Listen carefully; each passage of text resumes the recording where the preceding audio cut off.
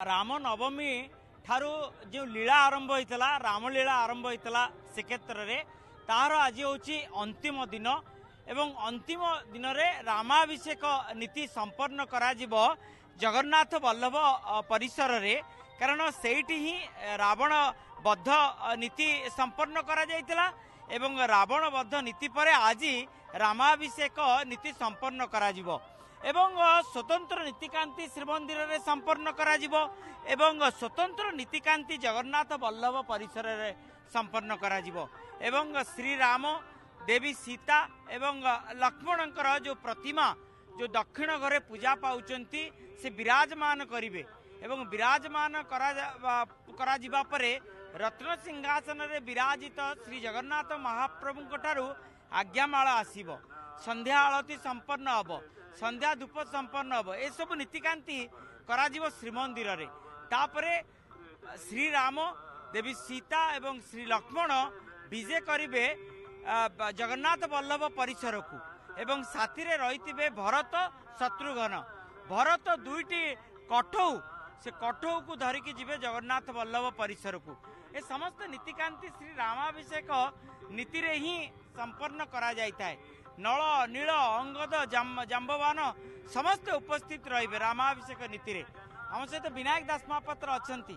तांकर विस्तृत भाव जानिबा ए जो नीतिकांति किभଳି भाव संपन्न करा जिवो एवं एई जो नीतिकांति संपन्न करा जिवा समय रे किभଳି भाव महोत्सव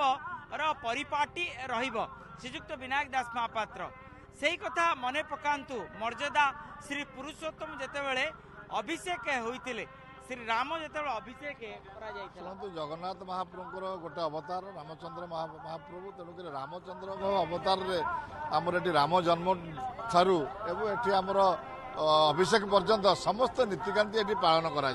जथा कौन कौन सब नीति सब प्रथम आमर आग राम नवमी दिन राम जन्म आरंभ हुए तापर दौड़ा चोरी हुए तापर आमर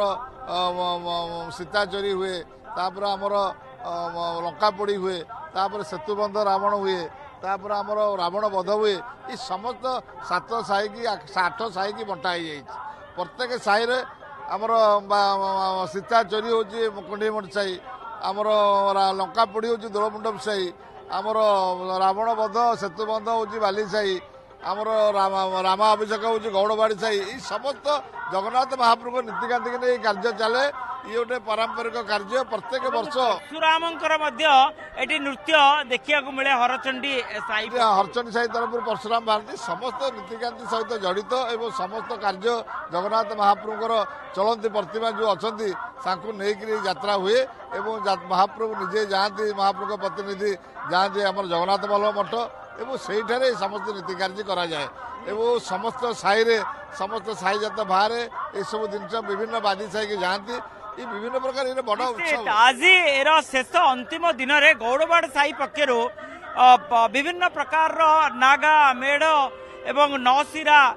सातशिरा एमती अनेक किसी आज नृत्य परिवेषण करा एवं गौड़बाड़ी साई पक्षर ही रामाभिषेक नीति संपन्न करा जगन्नाथ वल्लभ परिसर रे।